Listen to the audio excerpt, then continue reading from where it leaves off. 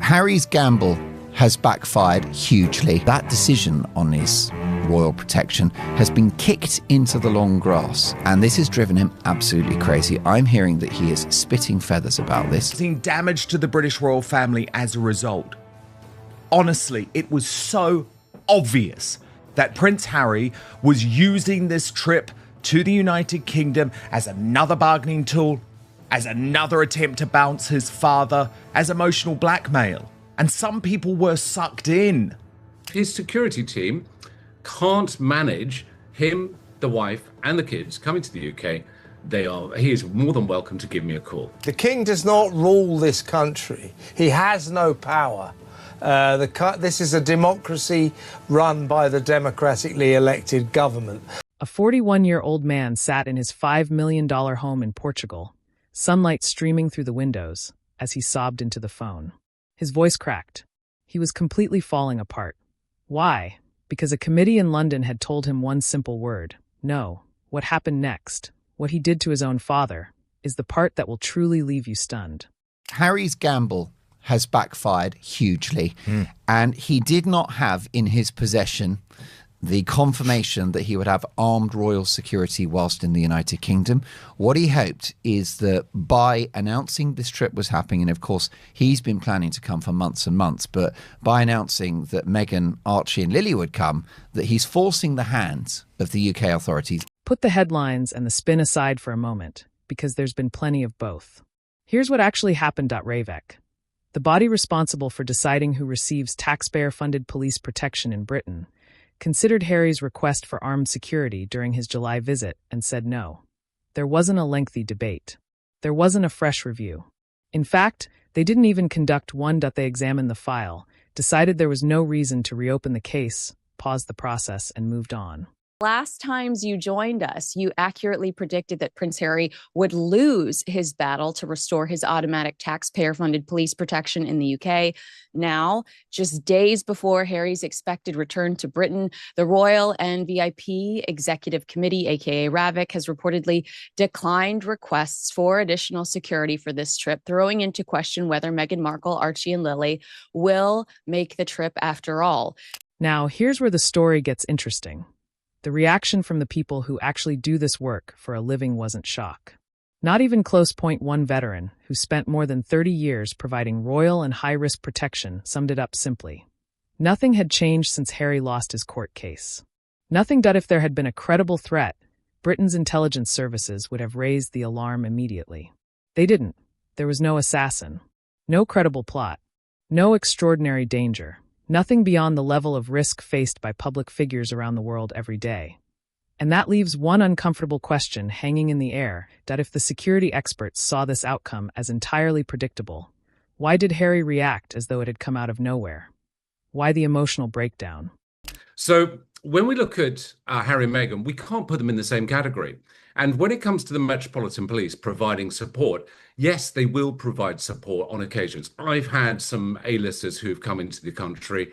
I've lent over to friends of mine in the Metropolitan Police and said, look, guys, can we work together? Because ultimately we're creating a safe environment. And that's really where it's only justified. So if you've got a top name band or actor who's coming, or actress that's coming into London, and that in itself is going to cause real turmoil in amongst fans, obsessives, stalkers, all sorts of people like that, then ultimately, yes. Stay with me, because the rejection itself wasn't the real story. It was meant to set the stage. Now, watch the timeline carefully, because the sequence of events changes everything. On Friday night, the Sussex team released a polished itinerary outlining the family's planned visit to Britain. According to the schedule, Harry, Meghan, Archie, and Lilibet were expected to arrive between July 7th and July 11th, with appearances at hospitals, Invictus-related events, and several public engagements already mapped out. The timing wasn't accidental, and what happened next would raise even more questions. One source told the Mail on Sunday, on Friday night, the Sussex office issued an operational note saying that the full family would be coming to the UK, and they'd accepted a royal accommodation invitation. So Friday night, we're told by the relentless and ruthless Sussex public relations machine, which never sleeps, the trip is on They're going to stay somewhere like Sandringham. They're coming to the UK, and it's going to be a great thing. So that is Friday night. Barely a day later, the entire situation shifts. Harry signals, through his preferred media channels, that the security he was confident about has not materialized. And just like that, the tone changes. Suddenly, Meghan and the children may not travel at all. In the space of 24 hours. We're all coming home becomes we might not come at all. And one detail stands out above everything else: the expectation of armed protection. It was Saturday where Harry leaked to the media that he, in fact, did not get the security. The meltdown begins on Saturday, where Harry tells some outlets, I did not get the security that I expected to get. And that, now I'm reconsidering bringing Meghan and the children, which we all know is just Harry and Meghan trying to manipulate the media and bully King Charles into a corner. A man who had previously been denied in court and in earlier attempts sought approval once again, reportedly confident that the outcome might be different this time. According to some accounts, plans for a family visit were developed around that expectation. Some royal commentators believe the broader strategy may have involved shaping public sentiment in advance of the trip, framing it as a potential family reunion involving senior royal figures and their grandchildren. These interpretations remain speculative and are not confirmed by official sources. From this perspective, the subsequent disagreement over security arrangements became the central point of contention. I think this was the plan all along.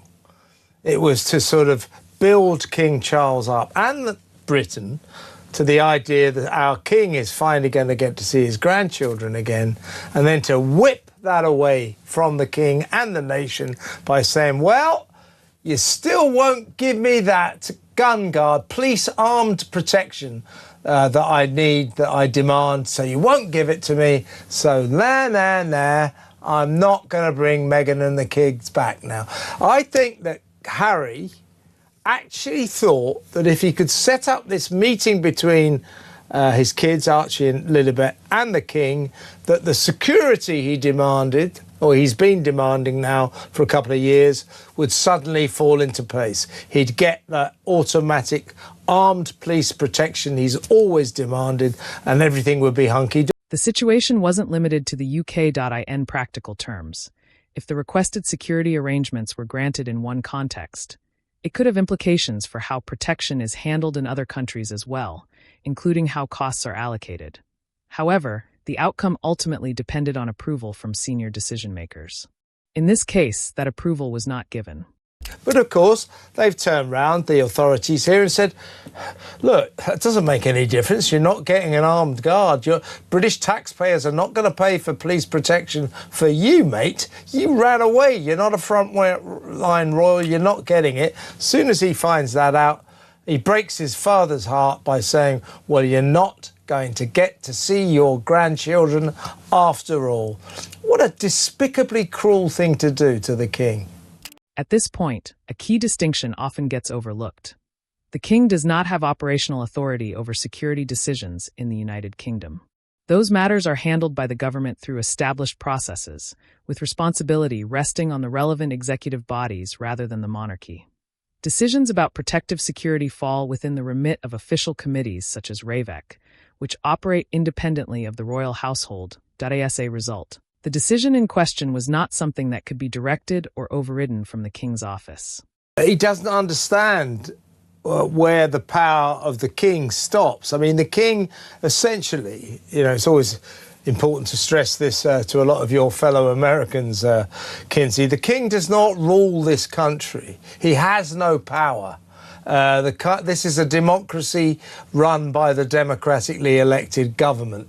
We have a figurehead who is our constitutional head of state, His Majesty the King. No more than that. He has no power. Harry, I don't think, understands that.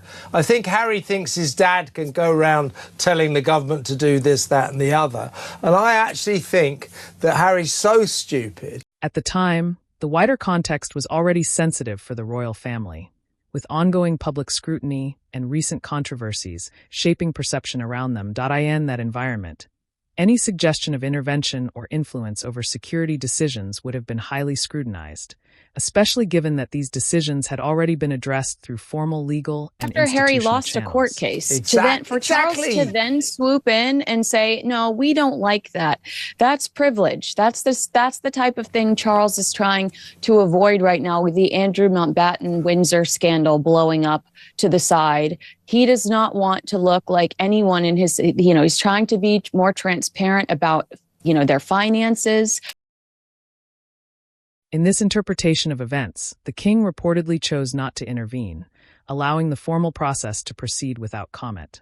Some observers view this as a deliberate decision to remain institutionally distant from the dispute, leaving the matter to established legal and governmental channels. The reaction to the outcome has been sharply divided in public discussion. Critics question the consistency of the security concerns raised, pointing to Harry's travel to other locations, including Portugal and Ukraine, where different risk assessments and circumstances apply. Supporters, however, argue that comparing security situations across countries oversimplifies complex and context-specific protection decisions. This is the last thing he wants, to look like he is helping anyone have any special privileges. But I do think that there was a bigger strategy at play here, and the kumbaya theme that Harry and Meghan were trying to sell, that Meghan and the kids were going to meet with King Charles. The kids actually haven't seen King Charles since Queen Elizabeth was alive, since her Platinum Jubilee. Meghan did see King Charles during the Queen's funeral. Critics of the security argument point out that high-profile public figures regularly travel in a wide range of environments with varying risk levels, often under different protective arrangements depending on local assessments and logistics. They note that situations in places such as conflict-affected regions or cities with well-documented security incidents are typically managed through context-specific planning rather than a single, uniform standard applied everywhere. From that perspective, the debate centers less on absolute safety and more on how different jurisdictions assess and provide protection in practice. For Harry and Meghan, they just don't have the same celebrity status. They simply don't. And their arrival in the country, pretty much as I was saying earlier, won't be at any fanfare. Nobody's really going to be that interested. They'll come into the country, go along to a couple of events probably, show their faces, glower in front of the camera or smile sycophantically in front of the camera, and that'll be it. They'll be gone. The security that they have, as I've always said, you can see, will be the bubble of the royal family. So as long as they're with the royal family, yes, they'll have that heightened level of sovereign security and safety. But outside of that, no, they won't. This is where critics highlight what they see as an inconsistency. They point out that Harry has traveled to or spent time in multiple countries with different security environments, each managed under its own local arrangements and risk assessments. They contrast this with his public position regarding security in the UK, arguing that the issue is treated differently depending on context. Another commonly cited anecdote in online discussion involves footage of him at a residential property, appearing to look for someone who had recently moved. Supporters describe it as a private, mundane moment being overinterpreted, while critics use it to question how security concerns are understood. Taken together, these examples are part of a wider debate about perception, risk, and how protection decisions are framed in the public eye. And that would have been intelligence provided both by MI5 and MI6 to see if there had been any amplification of threat, obviously against Harry or Meghan. And as soon as they would find out that there's nothing notable on their radar, no intelligence that's coming in to construe that there would be anything serious in terms of a threat against them over and beyond just being people in the public eye, then there's every good likelihood they'd say, you know what, why are we going to bother going through the rest of that process if we haven't got the origins and foundation from which to necessitate doing an actual full review? Some commentators and former security professionals reach a similar conclusion when discussing the case, though it remains a matter of interpretation. From their perspective, the dispute is not only about safety itself, but also about the level and visibility of protection provided. They argue that high-profile security arrangements often come with a strong public presence, convoys, escorts, and road closures, especially for senior working royals. In contrast, privately funded or assessed protection can look very different in scale and visibility. Supporters of this view see the disagreement as rooted in expectations around how protection should be delivered, not just whether it is needed. And I know certainly because I do read the comments from some of your viewers, a few people have said, oh, they're looking to get IPP status. They won't even get that because IPP status is really only attributed to ambassadors and to really prominent But wait, emissaries I want to for the say to you, country. because I was thinking Yeah. about this while I was doing my eyelashes for you. Don't you think in Harry doing random trips to Ukraine, speeches going against Trump and Putin, his article in the Great Statesman or whatever it was about anti-Semitism, is he not? And I'm wondering if it's solely to get this type of security. Is he not trying to petition himself as a more serious individual, as an ambassador, as a thought leader in some of his latest activities? Some commentators argue that the situation is being interpreted in sharply different ways depending on perspective. From one viewpoint, the expectation was for a level of protection and visibility comparable to that afforded to senior working royals. From another, the circumstances are seen as entirely different, with security decisions based on assessed need rather than status or symbolism. That tension between expectation and reality has fueled much of the debate. It leaves an open question at the center of it all. How much of this is about security, and how much is about perception? The principal will dab their fingers into the fire, and trips to Ukraine is a great example. So what they'll try and do is they'll go, look, I am a risk, that people are out to get me. There is a threat against me. And I've seen this with principals who I've usually subsequently dropped, that they go and invite trouble and they try and provoke situations and reactions. Public reaction to the coverage has been divided. Some media outlets, often described as more sympathetic to the Sussexes, have reported emotional strain and distress, drawing on unnamed sources and briefings. These accounts vary in detail and are not independently verifiable. On the other hand, online commentary has been far more skeptical, with many users questioning how these narratives are being framed and circulated.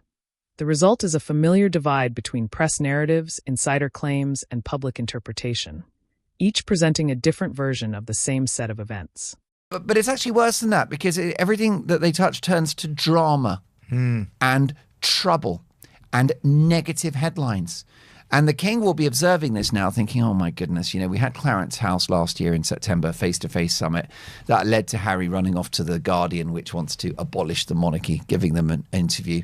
Awful messaging. Yeah. Completely tone deaf, blind spot central. At its core, the situation comes down to a firm refusal being upheld after previous decisions in similar cases. That has led to broader speculation and competing interpretations about why the reaction to the outcome has been so strong, particularly in public commentary and media coverage. Some voices online have gone further, offering theories about incentives and the ecosystem around high-profile security and media attention. These remain speculative and are not supported by verified evidence. What is clear, however, is that the issue has generated significant public debate, not just about security itself, but about perception, trust, and how these disputes are framed in the public eye. Most definitely. Well, just a few hours ago, I spoke to somebody that was intimately involved in royal security for decades. Mm-hmm. And he said to me, this is all a nonsense. It's politics. It's not security. It's Harry flexing his muscles within the family, because he explained that whilst the RAVEC decision is on pause, there is a liaison with the police for the security team looking after Harry and Meghan. And he said it's abundantly clear that as long as Harry is on British soil, he will be safe. And that is a direct quote. And you can take that and you can smoke your pipe with it, because that is the fact. Looking beyond the security dispute, some commentators have focused on the tone and timing of Harry's public remarks about his father.in interviews. He has spoken about King Charles's health and the realities of aging within the royal family, comments that drew significant public attention and debate about their appropriateness. At the same time, the broader family relationship remains strained, with limited contact reported in recent years and ongoing disagreement over roles, responsibilities, and private family matters. Taken together, these moments have been widely interpreted in different ways, reflecting a wider divide in how the relationship between father and son is understood in the public sphere. You're absolutely right. They take vacations in Mexico. Harry himself, of course, goes to Ukraine, which is officially at war. It's provably a dangerous place. He's been to China. He travels the world. And, of course, Meghan went off to Paris on her own for a week. Well, there's some sketchy parts of Paris these days. Yeah, well, that's where Kim Kardashian got robbed, Well, even with our first security team. 100%. And then you actually have, unfortunately, Paris has had a few terror incidents as well. It's quite a divided society these days, very sadly. Yeah. This great civilization of France is in a degree of crisis. This is where online discussion tends to intensify. On social media and in comment sections, questions frequently arise about the visibility of the Sussex children in public life and the limited number of official appearances or photographs released. Some users interpret this as unusual compared with other members of the royal family, while others point out that the children are very young and their parents have consistently prioritized privacy and controlled exposure to the media. Because much of the information available is limited to official or curated releases, interpretations often vary widely, and speculation tends to fill the gaps. Every time he comes to the UK, they can do a review and assessment, and they haven't found anything to be concerned about. And so I don't know what he just seems to think that there's the whole world against him and everything. I can't imagine living with somebody like him at this point, between Meghan's absolute maniacal narcissism and Harry's delusional paranoid narcissism. I mean, it just must be hell to live with them on every level. Those I poor know. children, actually. Some commentators point to the structure of the proposed visit itself as part of the wider debate. They argue that a private, low-profile trip would have made a family meeting significantly simpler to arrange, with fewer logistical and media complications. Instead, the planned itinerary, at least as it was described publicly, attracted attention in advance and became part of the broader public discussion. For supporters, this reflects standard planning for high-profile royal engagements. For critics, it has been interpreted as a missed opportunity for a quieter, more private reconciliation. As a result, even the format of the visit has become part of the dispute over how the relationship is being managed and perceived. Harry, in this instance, I hate to tell him this, but he's constitutionally irrelevant, and so are his children. And as time marches on, and this happens in every single royal family, as time marches on, Harry will get more and more and more irrelevant, and so will his children. Because as the Wales's kids have kids, this just basically Harry leaving with Mexit sped up the inevitable. This would have always happened to Harry and Meghan. Always. I mean, you have to think of the Duke of Gloucester. He was born at 5th in line to the throne, and now I think he's somewhere in the 20s. So this is something that happens in every royal family as more children are born, and as the Wales's kids have kids, again, Harry and Meghan and their kids will become even more irrelevant. This has led to continued debate over who is driving the decisions behind the scenes. Among online commentators and media voices, there are differing interpretations of the couple's public choices and media strategy. Some argue that Harry appears less focused on public image and ceremony, while others suggest that Meghan plays a more active role in shaping how their public engagements are presented. These claims remain speculative and are based largely on interpretation rather than confirmed. Information. As a result, discussions about influence and decision-making within the couple tend to reflect broader audience perceptions rather than verifiable facts. I think this is more driven by Meghan. And I think you're absolutely right. And a lot of the viewers will be very smart in seeing certain celebrities changing their optics, changing their angles. 1 minute they're very serious, next minute they're very frivolous, next minute they're very facing to their audience and their fans. And I think that ultimately comes usually from their communications department, which says, you're dropping down on the popularity polls, and therefore you're not as relevant or current. So it's always about trying to remain current. And that's the biggest challenge for many celebrities. They're always trying to remain current and appealing to their audience. A particular moment sparked discussion online about timing and public messaging.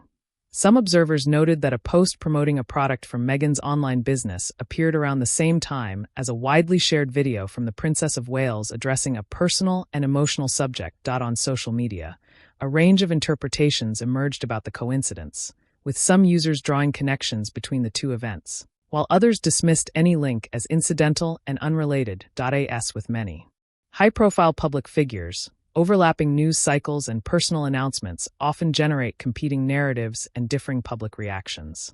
Catherine, the Princess of Wales, that has just been announced, has completed the 3 Peaks Challenge for the Royal Marsden Cancer Charity. And when you think about Catherine and compare it, again, to the stupidity we are going to go over, I just feel like Catherine is just an example of how royals can do it really, really well. So she completed the challenge, which involves scaling Ben Nevis, Scafell Pike, and Snowdon within 24 hours over the weekend. She is photographed of beaming in the fog at the top of Ben Nevis in Scotland Saturday evening. She undertook the challenge alone, although she was supported by the Mountain Rescue, and was greeted at the base of Snowdon on Sunday evening by Prince William, their 3 children, her parents, Carol and Michael Middleton, and brother James. There has also been wider discussion online about how narratives form around high-profile public figures.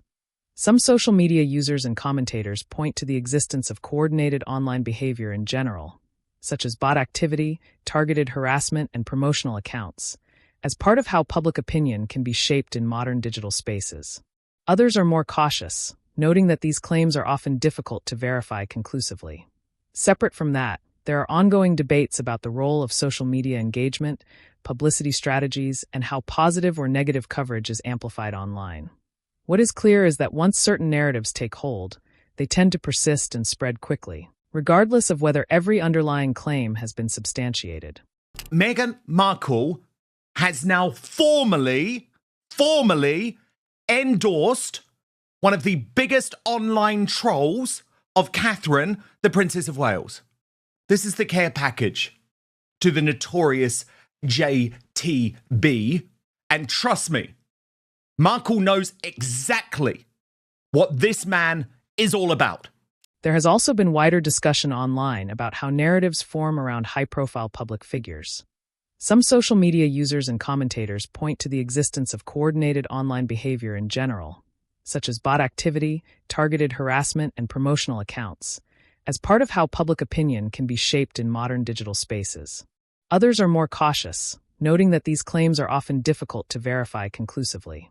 Separate from that, there are ongoing debates about the role of social media engagement, publicity strategies, and how positive or negative coverage is amplified online.